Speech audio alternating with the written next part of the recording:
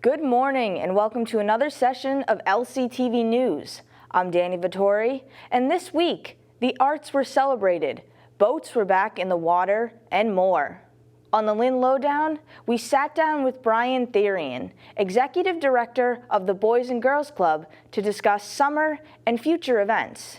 Here's the news for Friday, July 29th, 2022.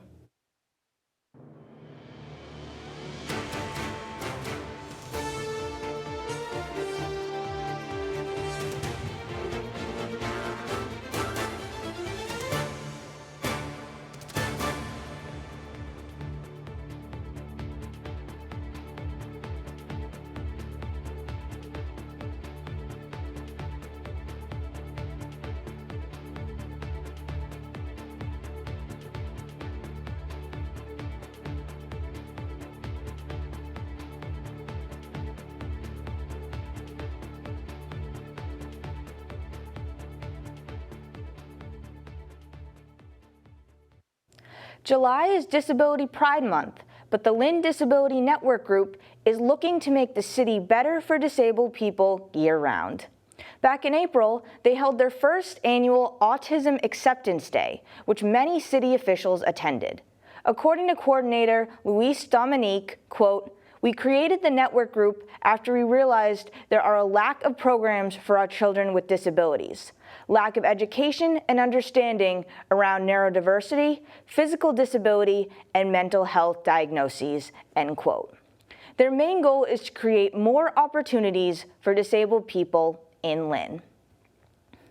Youth 16 to 24 can participate in Youth Build North Shore, a workforce development program focused on offering both students and graduates opportunities for personal growth, academic achievement, and career development. Through this program, members can earn their high school equivalency diploma, learn job skills, and give back to their community. They would also go through a, quote, mental toughness orientation, end quote. Open house informational sessions are every Wednesday from 11 a.m. to 12 p.m. at 105 Congress Street in Salem. Courses themselves run from Monday through Friday from 9 a.m. to 3 p.m. To learn more and read the full article, go to our website, lyntv.org. In the state legislature's fiscal 2023 budget, a provision will be included to allow for events and programming to become affordable for all at Frederick Douglass Park. It is waiting for Governor Baker's signature to become law. Added by Senator Brendan Creighton, this amendment would prohibit the Department of Conservation and Recreation from charging staffing fees for events taking place in state parks which are smaller than 10,000 square feet. Frederick Douglass Park is just over 8,000 square feet. The focus of this provision is to make the park accessible and affordable to all organizations and persons. It will help the park live up to its full potential. Mayor Nicholson is looking for applicants to the Lynn Human Rights Commission.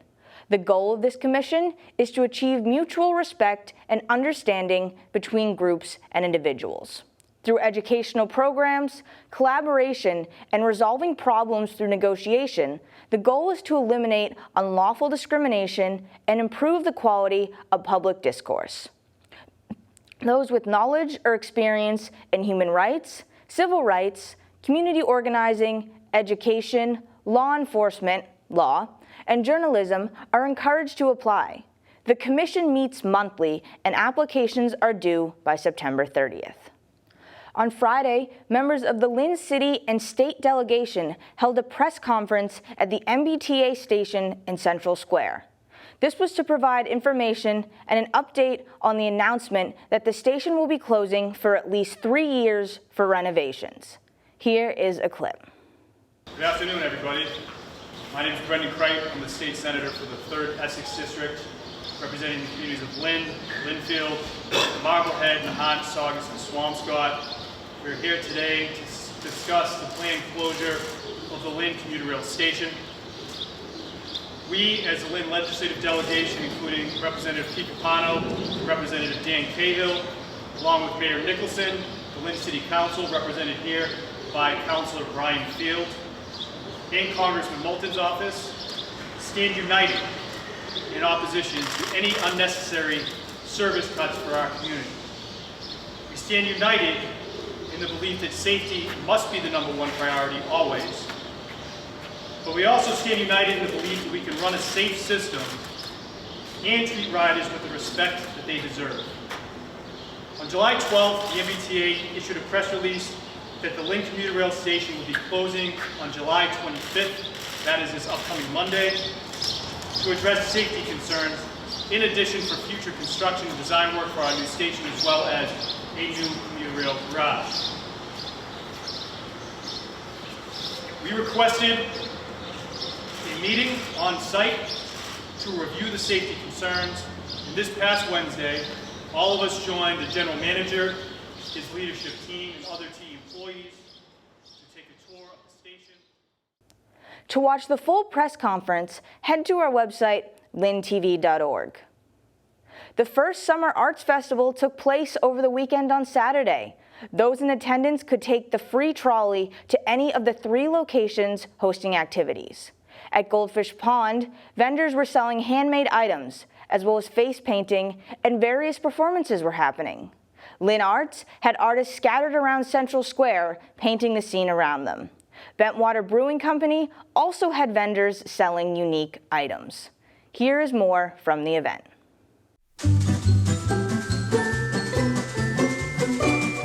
Welcome to the first annual Lynn Summer Arts Festival. We started at Goldfish Pond, where local vendors had their original creations on full display. Kids could have their face painted, while parents can enjoy some of the performances happening all afternoon. Then, hop on the free trolley to head to the other 2 locations, Lynn Arts and Bentwater Brewing Company. First up is Lynn Arts.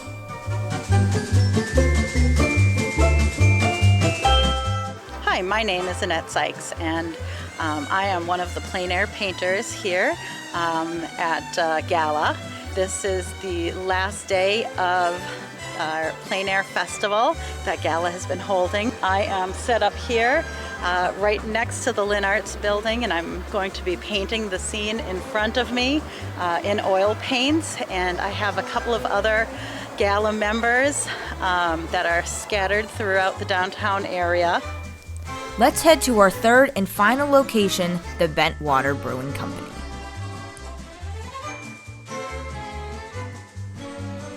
At the Brewing Company, the local beer could be tasted. Candles in the same shape and style as the cans could be purchased. More local artists also got the opportunity to show off their talent with prints on shirts and sweatshirts.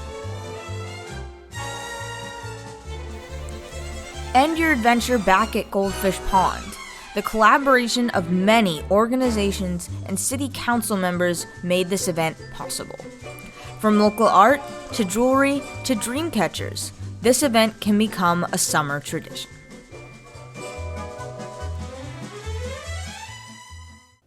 Freedom Fish Lynn is back after a 2-year hiatus due to COVID-19.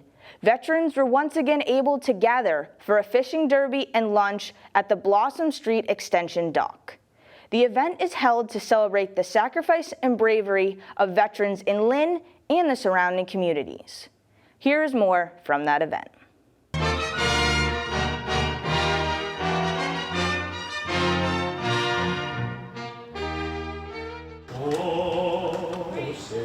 Can you see by the dawn's early light what so proudly we hailed at the twilight's last gleaming, whose broad stripes and bright stars through the perilous fight? I just want to take a minute to say how important it is that we see as the city of Lynn, that we do events like this, that we take the time, make the effort to thank our veterans. This is a real priority for us. Both my grandfathers were veterans. They both fought in World War II. I had an uncle who fought in Korea and an uncle who fought in Vietnam, and that was a big part of my life growing up, is recognizing and thanking them for their service. I'm really proud with Mayor Nicholson to present our first check. It will go to the disabled and limbless vets in the amount of $10,000. The other check the mayor and I would like to present on behalf of the committee goes to the Lynn Veterans Council, and it's also in the amount of $10,000. Thank you to all the volunteers who made today possible. It's a lot of hard work over the course of months, and then particularly on a long day like today in the sun. You guys did a wonderful job. Thank you so much.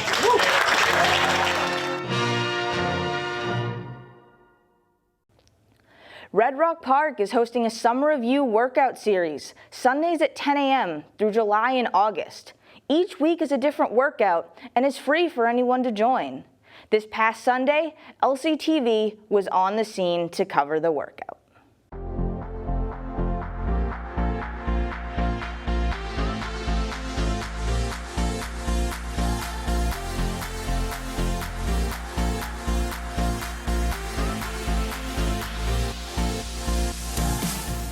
So this event today is a free fitness class for all levels and just trying to get the community together, get some movement in, you know, work our bodies, be healthy, have fun.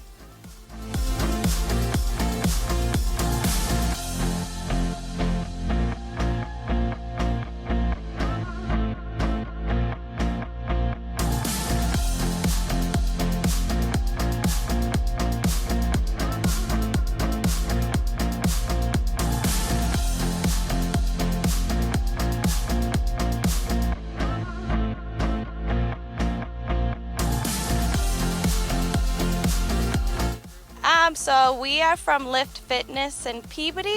I'm actually one of the owners of it, and just trying to make everyone healthy. It's a small little gym.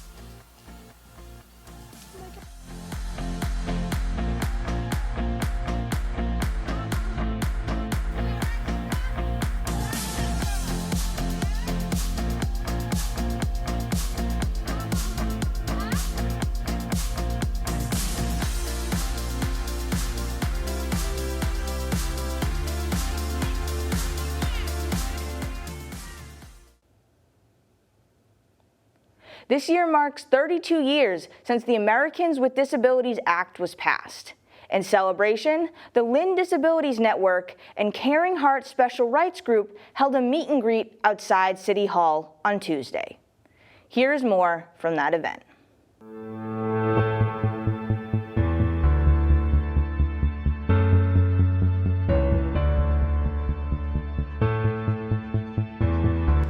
Three weeks ago, Independence Day.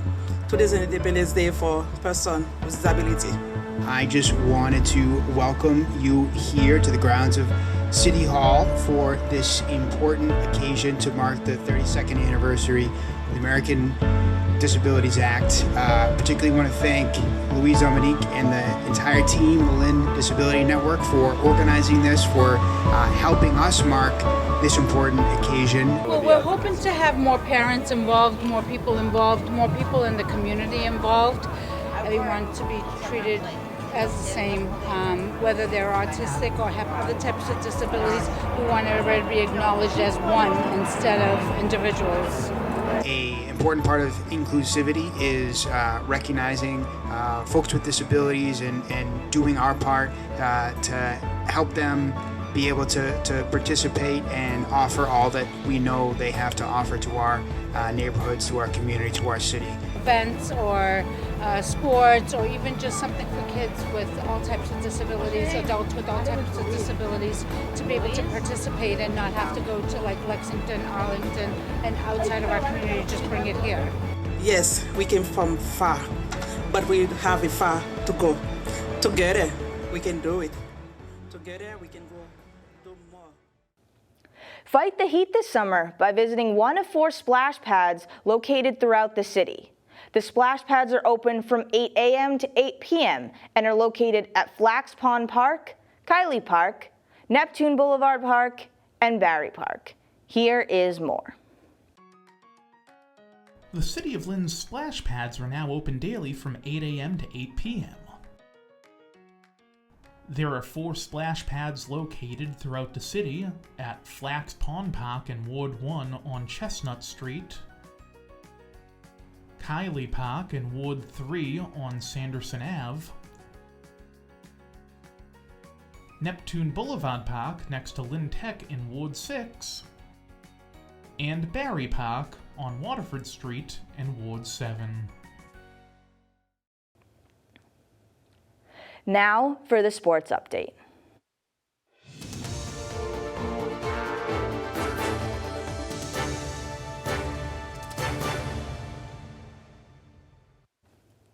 The Lynn Babe Ruth 15-year-olds are headed to the World Series in Virginia. This comes after beating Waterford 4-1 in the semifinals and Three Corners 7-5 in the regional championship. Leon Elwell, manager of the team, will make his third appearance in the World Series. Coaches John Peterson and Rick Avery described the wins as incredibly special, as they both have sons on the team. The team will now travel to Stafford, Virginia, where games will begin August 13th. The North Shore Navigators are currently 12-29 after wins over the Mystic Schooners Tuesday night and the Vermont Mountaineers on Friday. Todd Tringle had 7 shutout innings, allowing only 4 hits compared to 5 strikeouts. Nate Espinel finished off the game with 2 scoreless innings for a final score of 3-0. Against the Schooners, Graham Jeffries pitched 7 scoreless 1-hit innings. Jake Gustin led the offense, going 4 for 6 with 2 doubles, a triple, and a single. The Navs dominated 12-2 hits in the game. The Boston Red Sox ended a 5-game losing skid with a 3-1 win against the Cleveland Guardians. Back home in their yellow and blue Boston uniforms, the Sox got back in the win column. Despite recent struggles, the Sox are still only 3 games back in the wild card race, with 65 games left to play. With the game tied 1-1 in the 6th, Alex Verdugo hit a double off the Green Monster to score Rob Refsnyder from first. A few batters later, Christian Vasquez hit a bloop single to center to score Verdugo for the final score of 3-1. The Sox lost the next 2 games against the Guardians, 8-3 and 7-6. They will host the Milwaukee Brewers over the weekend. And that is the sports update. This week on the Lynn Lowdown, we sat down with Brian Therian, the executive director of the Boys and Girls Club, to talk about their mission and future events. Here is the Lowdown.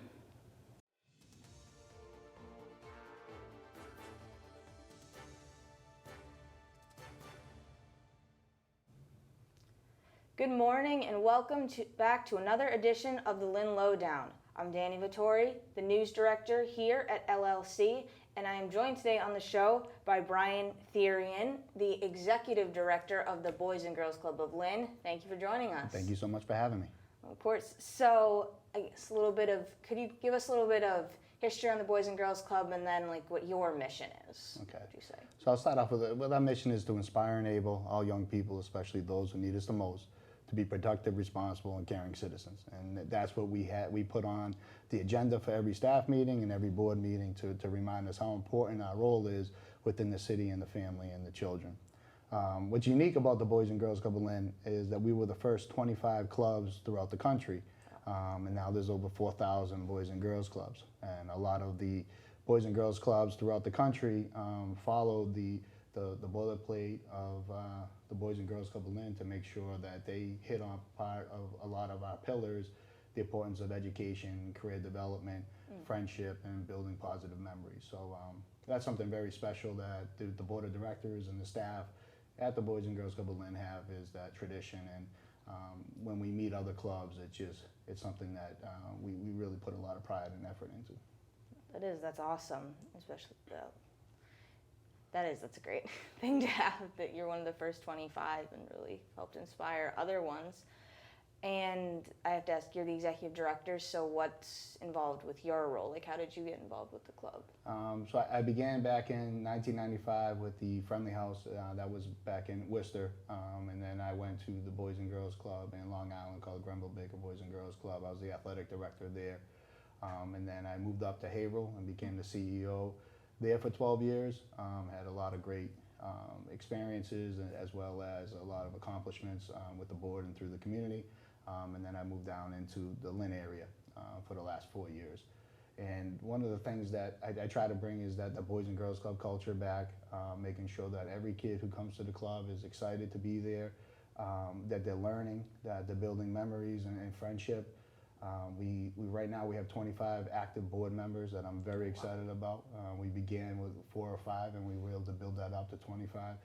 Right now we have 9 full-time staff and we have 40 part-time staff, so we're employing a lot of young adults throughout the city, giving them that job experience as well as them giving knowledge to the members. So it's really exciting. That was one of the things that I wanted to bring back, that excitement and what we're able to bring to the community. So it's very exciting to see it unfold, and we got a lot of great support from a lot of foundations and a lot of businesses and individuals, as well as the board of directors, and the staff is just excelling right now. And that's great. Like you said, you have young adults that work there too, so you're getting to help them as well as kids, and they really get to help each other. Yeah, and that's the goal, right? So they become members. They go through the system from 6 to about 12, and they're learning a lot of positive traits that they're going to make them positive adults, and then they continue to go to 16, 17. We want to employ them to give them their first job experience and give them the framework what they're going to need when they get into the real world. But during that time, we want them to be that positive adult role model for the younger kids. So then the younger kids have something to look forward to and be like, hey, you know what? I want to work at the Boys and Girls Club when I'm at that age too. So it's pretty spectacular. It's just a beautiful place. I encourage everyone to come down and spend some time with the kids and just see like the excitement and that energy that's between the walls for sure. It is. It sounds like such a great cycle, good experience. And where are you located? So we're at 25 North Common Street. We have a 30,000 square foot building that includes a swimming pool, a gymnasium, a licensed child care center, STEAM center, teen center as well. We also own a 140 acre camp in Middleton, which we're utilizing right now. It's for the summer camp. Mm-hmm. That consists of a pond for fishing and boating, in-ground pool, recreation hall, volleyball courts, basketball courts, and a lot of fields, so the kids are able to just run around. And currently we have over 320 kids that are attending the camp right now. So we're very excited about that. In years past, we were around 220, so we had an increase of 100 kids of the pre-pandemic numbers, and we're thrilled about that. That's great. That's awesome that you're getting to help so many kids. And you were talking about the different programs. You just got a big grant from, it was the Cummings Foundation. If you wanted to, do you want to talk about that at all? Yeah, I mean, to have partnerships with foundations of that magnitude, where most people have like that eye-opening, which is, we have the Amelia Peabody Foundation, education comes first, as well as now the Cummings Foundation. Mm-hmm. They made a 10-year commitment to our organization, $50,000 a year. And when you get that type of credibility, people, they want to know more. Mm-hmm. And, to share a little bit about, this is all about the STEAM, which is, science, technology, engineering, arts, and math. And one of the things that we strive for is if we can position our members so when they go to school, right, they're not always learning, mm-hmm. they're reviewing. And that's the key, right? So as a child, you go into school and you're learning, that becomes exhausting. If they can learn some at the Boys and Girls Club and position, and then when the teacher is teaching some of the stuff and they're able to say, oh, I learned that already at the Boys and Girls Club, then they're going to become better students and they'll be more engaged and hopefully be leaders in the classroom. And that's one of our goals, and the Cummings Foundation is allowing us to be able to position our members into that way. That's great. I love that. You said gives you that good credibility, and it also allowed you to create this other new partnership with Above the Clouds that you were talking about before, yeah. Which sounds really exciting. It's spectacular. Like the kids and the families too, right? So the parents or the guardians are going with our members, and they're learning how to fly. I mean, they're doing the whole aviation program. Above the Clouds has been just a fantastic partnership. And they actually went this morning, and they'll have 10 flights going up with the kids. They got all the gear on, and they're communicating with the pilot, and stuff like that is just like that's life changing, right? That's life altering, and to go home that night to be able to share something like that with their families and their parents, that's a talking point. When they see other people, what'd you do? I flew a plane. Like, come on. This is what we're talking about. This is what the Boys and Girls Club's about, and this is what we're trying to, be a part of for the community, for the kids, is to position them as to be leaders. So as they get older, they can hold conversations that are unique, and hopefully, business leaders in the community will be like, wow, I want to be a part. I want that person to be part of our organization. Oh, yes, definitely. I'd definitely be very impressed by so many of the experiences they get. It's definitely a lot more than I had at that age. Yeah, absolutely. For sure. And we're fortunate. One of the things that we have to overcome is that we have a cost of doing business, which is right around 2.1 million, and then there's the amount that we could actually charge, the families. And there's a gap between that, and it was just about $1 million, right? So then the board of directors have to come in to figure out a way to reach that $1 million. Right. So we get grants through foundations and individuals and corporations, but then we also have fundraisers too, and a lot of word of mouth. And then the staff have to be proactive and pretty much promote and be an advocate of all the great things that we're doing.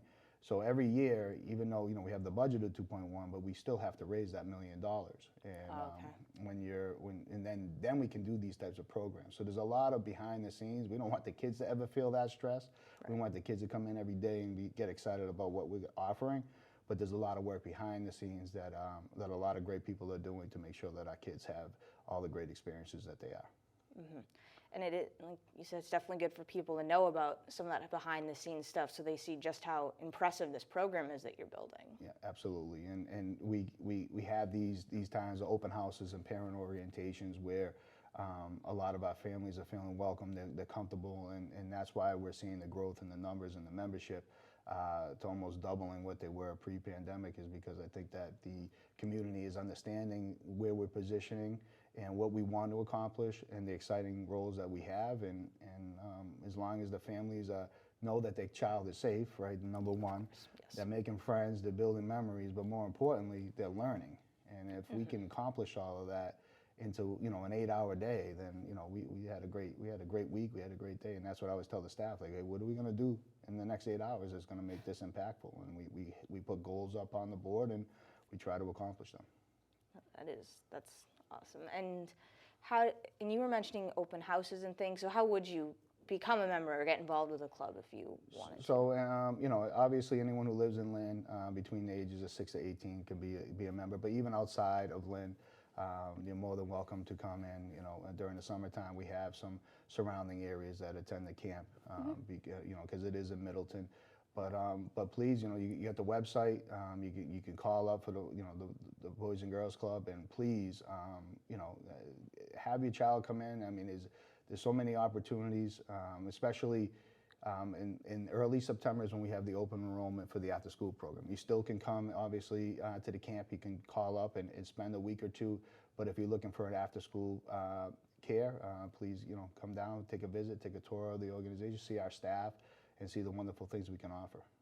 Yes, it does. And it does. It sounds like such an amazing organization, and I'm so glad you got to come in and talk about it with us and share more of it. I appreciate you reaching out to us. We're always willing to let people know, like, how they can become a member. Very affordable, $100 fee for the whole after-school program, and we do accept vouchers for the licensed child care program. So thank you for having me. The city of Lynn is a great place, and youth development is something special and close to my heart, as well as all the staff, and we want to share that love with all the kids that we have in the community. Yes, and it definitely sounds like you do so, for sure. So that brings us to the end of this week's Lynn Lowdown. I want to thank you again for watching. Come back next week for more news.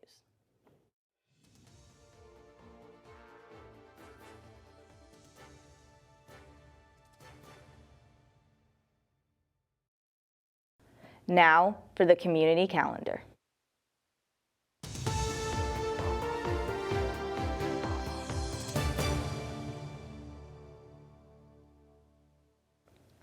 The Latino Festival is tomorrow, Saturday, July 30th, from 10 a.m. to 8 p.m. on the Lynn Commons. Head down for an afternoon of performances, speeches, and fun activities. There will be singers, traditional dances, as well as activities for all ages. Perfect for a summer afternoon of entertainment. Also on the 30th is the Rep Your School 5K. Registration begins at 8 a.m. with the race itself beginning at 9 a.m. The entrance near Market Basket at the Community Path of Lynn is the starting line. It is $35 to register for all adults and $20 for those ages 12 to 18. Registration ends tonight, the 29th at midnight. All alumni and current students in Lynn are encouraged to come out and represent their school. Next Saturday, August 6th, the North Shore Maritime Center will be hosting a kayaking event at Sluis Pond. NSMC is a nonprofit community kayaking and rowing organization in Lynn. The event runs from 8 a.m. to 12 p.m. Perfect for kids and those of all ages headed to the pond for a morning of kayaking and fun. For a full list of events happening in the community, and for more information on the events mentioned, go to our website, lyntv.org. That brings us to the end of this week's news. The news will air again on August 12th in 2 weeks. Until then, be sure to check out our website, lyntv.org, to stay up to date on what is happening in the community. Also, subscribe to our YouTube page, Lynn Community Television, to watch all our videos at any time on any device. And follow us on social media at Lynn Community Television for real-time updates and announcements. I'm Danny Vittori, and we will see you next time on LCTV News.